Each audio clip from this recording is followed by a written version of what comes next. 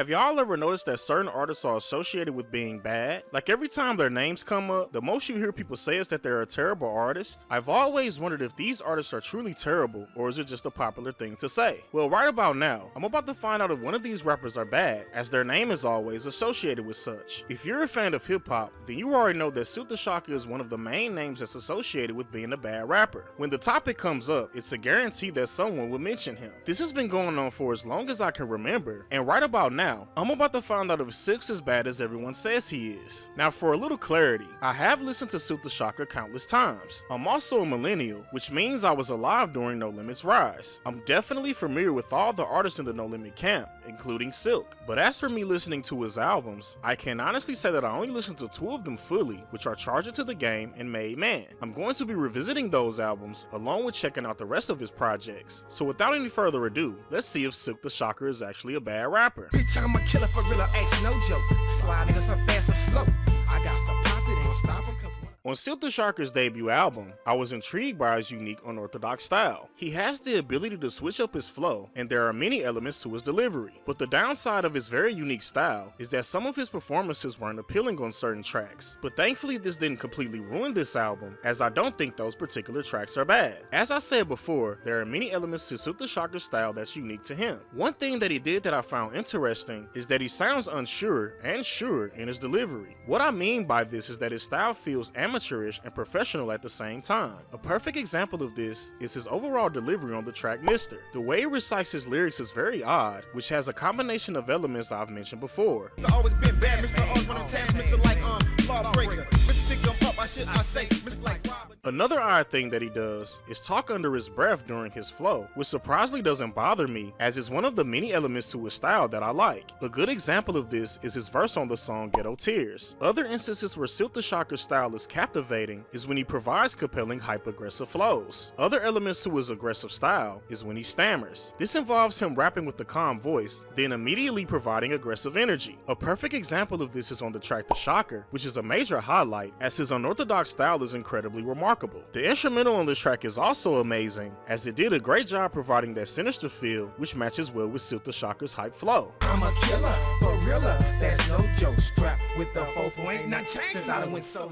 The production is another highlight on this album, as the beats are very catchy and creative. One major highlight for me is the song If My Nine Could Talk. The dark creative elements of this track are amazing, and Silkk also matches the creative feel of the production by providing his signature unorthodox style. Another great element of this album are the various features from the No Limit artist. I was a bit worried on the intro track Murder, as Master P completely took over the song, as he has an intro, recites the chorus, has a verse, and provides a long outro. Thankfully this was the only time on the album where I thought Master P's presence was too much. He appears a lot on this album, but his showings are like that of a mixtape DJ, as he did a fantastic job hyping up Silkk during tracks, and he also provides great verses on songs. Other highlights from the featured guest consist of R&B acts, as they provide amazing singing vocals. A major highlight that showcases this is Moby Dick and Pure Passion on the song My Car. Their singing performances are very catchy, and the instrumental is amazing as well. Silkk also kills this track with his unique style.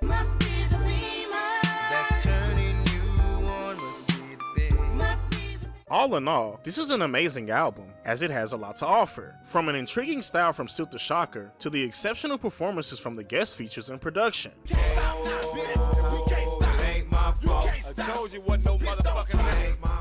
This album was very disappointing, as Silkk took a major step back. Most of his performances lack the same energy of his previous project, and his unorthodox style is unappealing for the most part. His flow is more mellowed out, which leads to a lot of songs being boring, as his relaxed style is low energy. Even when he did provide a hype style, it's not that great, as his signature stammering flow is unamusing. Another downside is that the production is lackluster, as a lot of the instrumentals feel very generic. One thing Silkk did well though is provide good concepts. There's a mafia feel to this album, as Silkk constantly talks about loyalty and family. He also addresses himself as a made man, as he showcased the traits to do so. Silkk references this concept throughout this album, which led to some really good tracks. Major highlights for me is when Silkk provides passionate performances about the hardships of the street life. On the song If I Don't Gotta, Silkk raps in the perspective of someone who feels useless to the world, as all they know is the dope game. This leads to him thinking about death and wonders if he's supposed to be living. It's a really great great concept and the execution is really good, as the slow depressing instrumental matches well with Silkk the Shocker's passionate performance. But I don't wanna die, but I won't be here if I don't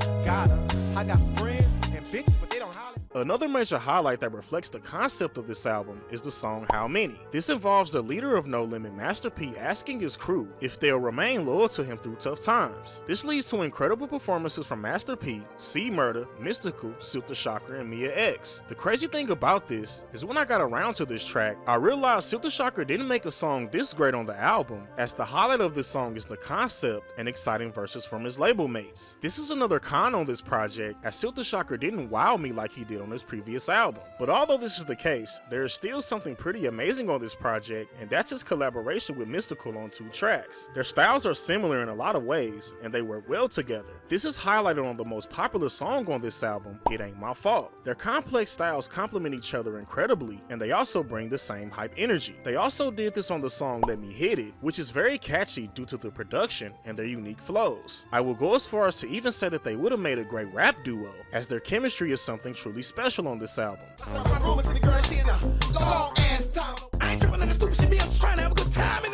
In conclusion, this album was a letdown as a whole, as it's filled with uninteresting performances and production, but there is still some magic in certain aspects which shouldn't go unnoticed. For real.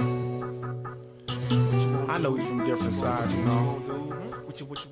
The start of this album was disappointing, as Silkk the Shocker's unorthodox style got much worse. He's now completely rapping off beat on certain tracks, and his stammering flow is at its worst. Another element to his horrible style is how amateurish it comes off. It literally sounds like he's nervous to rap, and there are a lot of instances where he doesn't even complete his lyrics. As he's rapping, he just stops and mumbles what seems to be random words. The concepts on the other hand are great, and I like the structure of this project. It piggybacks off his previous album, as Silkk the Shocker is officially a made man. When he receives this title, he now wants to conquer the world, which will lead to him to continuing to live lavishly. This leads to the concepts being great in general, as Silkk the Shocker talks about a multitude of topics that revolve around his gangster lifestyle. These things consist of finding love, being loyal to his crew, and dealing with the various hardships of the street life. Although his style is bad for the most part, there are instances where his unorthodox flow worked, and it's also compelling, as it greatly showcases Silkk the Shocker's ability to make his complex style work. A perfect example of this is the track If It Don't Make Dollars, which also has a complex instrumental. Silkk the Shocker made his style enjoyable, and it's very impressive, as doing this isn't easy. Front, back, side to side, in my 6'4", just cause of my rep, a nigga see everybody something, hitting the flow, I be like, Silkk the Shocker also has extremely catchy flows on the tracks No Limit and Mr. 99. Mr. 99 is a continuation of the song Mr. from his debut album, The Shocker. It's a much better track, as it has very addictive elements due to the production and Silk's impressive unconventional style. The song No Limit has a great concept that involves people in Silk's crew asking him various questions, and when he answers these questions, his flow and lyrics are extremely catchy. Another great thing about this track is the appearance from Mystical, which continues to highlight their incredible chemistry. The same can't be said for the second installment of the song It Ain't My Fault on the song It Ain't My Fault 2. This song consists of Mystical killing his verse, while Silkk the Shocker provides an amateur-like style with horrible delivery. every rhyme on time, other time you make a hook about it. Money I count it, and it ain't enough.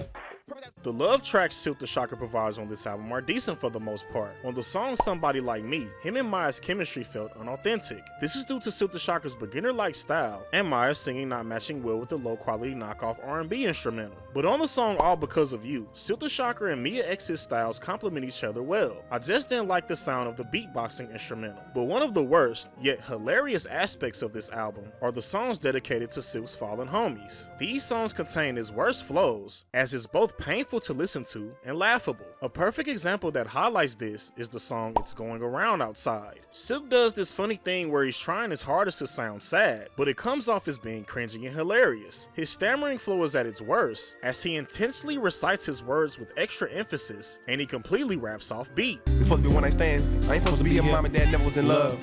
And seen domestic violence. You know, I want to follow me. He did this weird and hilarious style a few more times on this album, and it's always funny. But as I said before, through all the bad performances, there are some good tracks. I like how the album concluded with a party track that celebrates the fact that Silkk the Shocker is now a made man. Snoop Dogg provides a great performance on the final track Get It Up, along with Silkk showcasing his abilities as well. All in all, this isn't a good album overall, as Silkk the Shocker's unique style drastically diminished. But although this is the case, he still shows instances where his peculiar style worked, which shouldn't go unnoticed as it's impressive. Keep somebody with some dough. That's cool. Who gon' keep it on the low? That's cool. Who gon' do you right? Silkk the Shocker picked it back up on this project and provided a ton of good performances. There isn't an instance where his style is annoying or bad, which really surprised me. The reason I say this is because I expected this project to be worse than his previous album, and it wasn't. One major thing that I noticed is that Silkk the Shocker's flow isn't as unorthodox as it was on his previous album. There are still remnants of his complex style, but for the most part, it isn't that noticeable. This actually works well for Silkk, as he doesn't have to try to make his unique style work on songs. This also showcases his ability to switch up his style, which is very impressive. There are a ton of catchy tracks with upbeat instrumentals, which makes for an overall great listening experience. A perfect example of this is the song That's Cool, which also features Trina. Silkk the Shocker and Trina's chemistry is incredible on this song, and it also has a great concept that involves them both talking about the things they want in a relationship. When they talk about the various things that they want from their significant other, this leads to them agreeing with each other by saying the phrase "that's cool," which is extremely catchy on the hook. Silkk's chemistry with the featured artist is another highlight on this album, as there are many cases of him doing so. Another notable example of this is him and the artist Erica Fox on the song Seem Like a Thug. This track is very similar to the song Somebody Like Me from his previous album, which featured the singer Maya. The main issue I had with the Silkk and Maya track is that they didn't have good chemistry, but for the song Seem Like a Thug, him and Erica Fox work incredibly well together. This song also has a similar concept and feel as Somebody Like You, but it's executed much better. You like I'm thuggish? I'm thuggish you get. I see you checking me out. The production on this album is great for the most part, and Silkk the Shocker provides a wide range of concepts that involve him rapping about his continued success in the rap game, the struggles of everyday life, and a lot more. This album really does have a lot to offer, and the performances from Silkk the Shocker and the guest features are solid. But although I enjoyed this project for the most part, some tracks felt very generic due to the production and uninteresting performances. But all in all, this is a pretty good album. Just waking up in the morning, gotta thank God.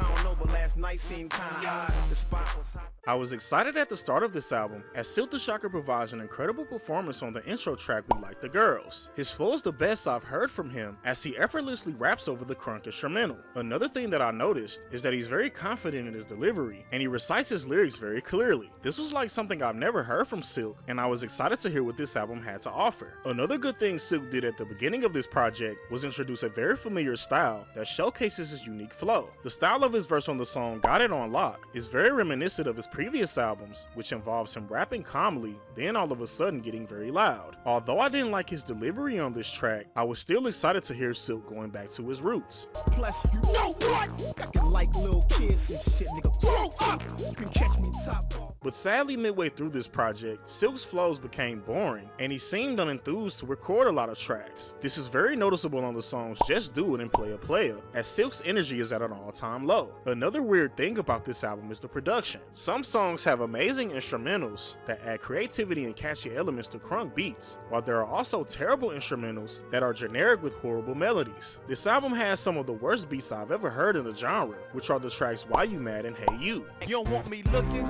You shouldn't bring her up in here. You don't want no problems.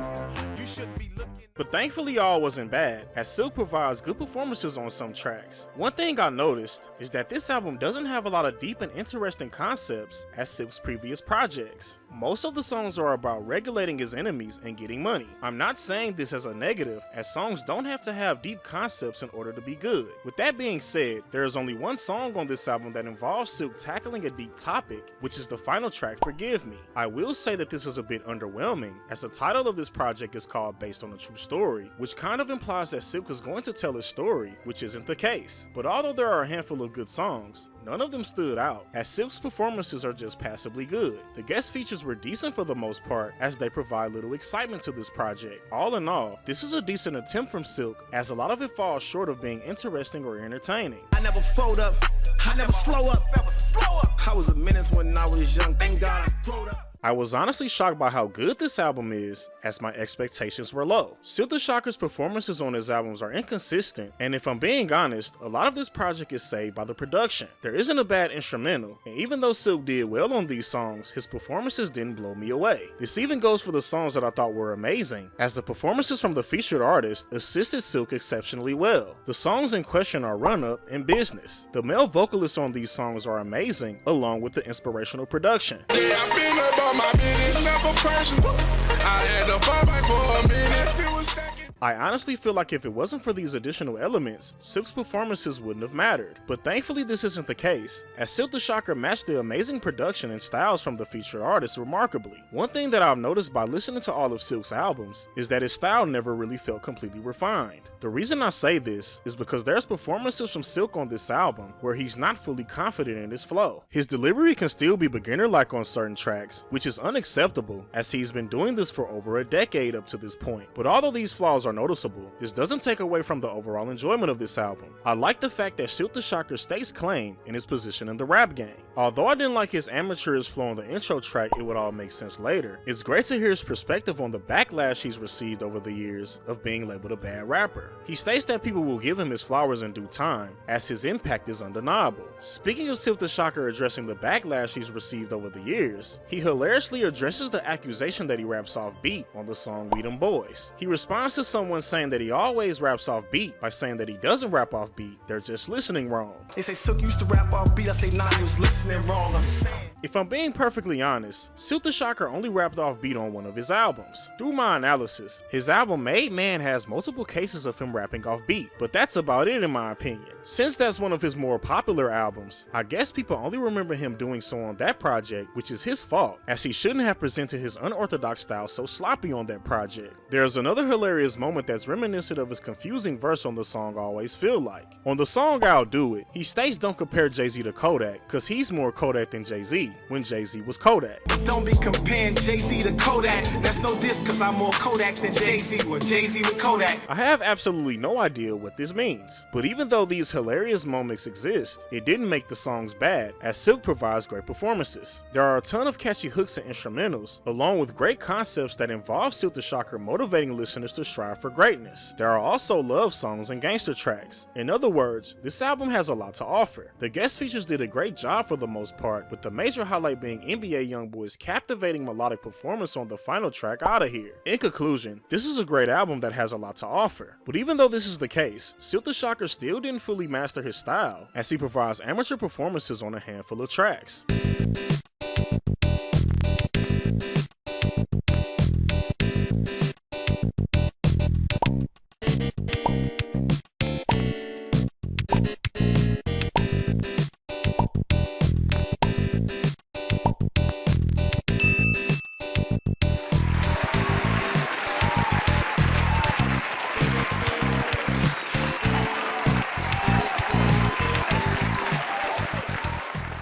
Now to answer the question, is Silkk the Shocker actually a bad rapper? Absolutely not. But even though this is the case, I definitely understand why people say that he is. His overall style is very inconsistent, as he never really mastered it in my opinion. There are moments where he's confident with his flow, and other moments where it seems like he's struggling to rap. This is noticeable throughout his discography, even down to his final project. But although this is the case, he made more enjoyable songs than he did bad or mediocre ones. This is because his unique style is intriguing when he executes it effectively. One thing that impressed me with Silkk is his ability to make his unique style work on a lot of tracks. He also switched his style up multiple times, and when he did, his performances were good overall. In my opinion, the rapping off beat allegations are false, as I only noticed him rapping off beat on a few tracks on the Made Man album. But just as I said in that review, all you need is a few instances of you doing said thing, especially if it comes from one of your most popular projects. People are only going to remember the times where he rapped off beat, and they're not going to bother to listen to his other albums. This is very similar to Ice Spice, as she used the same cadence on a few of her popular songs, which led to people creating the narrative that she has the same flow on every song. Both of these statements are false when it comes to Silkk the Shocker and Ice Spice, as the people that say these things don't actually listen to their music, because if they did, they'll know that Silkk doesn't rap off beat on every song, and Ice Spice doesn't have the same flow on every song. All in all, Silkk the Shocker isn't a bad rapper. He has the ability to provide multiple unique styles. He works well with collaborations for the most part, and he provides good song concepts. While listening to his discography, I mostly enjoyed his music. Even the albums that I thought weren't great still had good songs with high replay value. But just as I said before, I can understand if someone thinks he's not a good rapper, but I will also ask these people if they actually listen to his projects in order to give him a chance. I would most certainly hope so, as it's a norm to just say regurgitated takes in the hip-hop community. With all that being said, this was another episode of my Bad Rapper series. Stay tuned, because I plan to do a lot more.